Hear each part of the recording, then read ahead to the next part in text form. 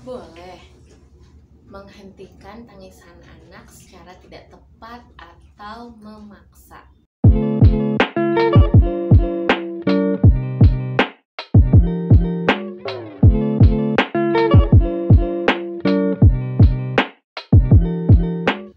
Ternyata hal itu sama seperti ketika kita mau muntah tapi dipaksa untuk menahannya.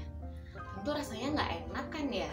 Nah, seperti itu sebenarnya ketika anak ada kebutuhan untuk mengekspresikan perasaannya dengan meluapkan emosi negatif dan mengeluarkan air mata.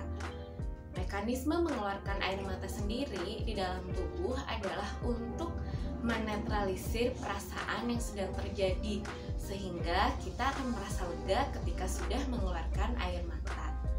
Nah, kalau begitu apa sih akibatnya kalau misalnya anak-anak dipaksa untuk berhenti menangis padahal mereka masih banyak sekali emosi negatif yang ingin dikeluarkan?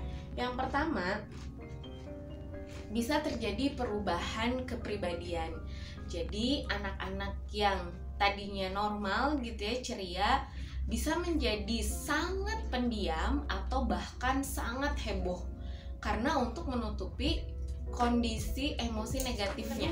Kemudian kalau misalnya sering dipaksa untuk berhenti menangis, maka daya imunitas tubuhnya akan menurun karena tubuh sulit mengakomodasi emosi negatif yang tidak tersalurkan.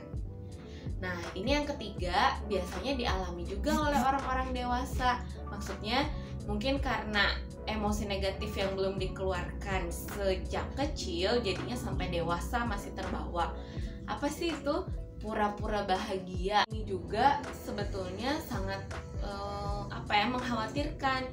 Karena apa? Karena orang-orang yang memendam dan menutupi kesedihannya itu rentan menjadi pelaku di masa depan, sehingga terus gitu ya, tidak berhenti-hentinya satu generasi menurunkan emosi negatif ke generasi berikutnya, sehingga orang yang tadinya menjadi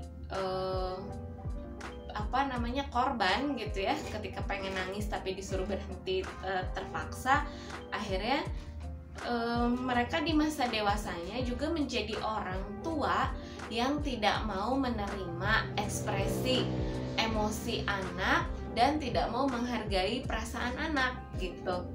Nah, yang keempat, ini yang paling bahaya sebetulnya. Emosi itu seperti kita memanaskan panci presto di atas kompor. Ketika energi panasnya masih ada, tapi pancinya tertutup rapat, maka kalau misalnya seketika dibuka gitu kan, itu pasti akan meledak gitu ya, daya ledaknya tuh bisa sangat hebat.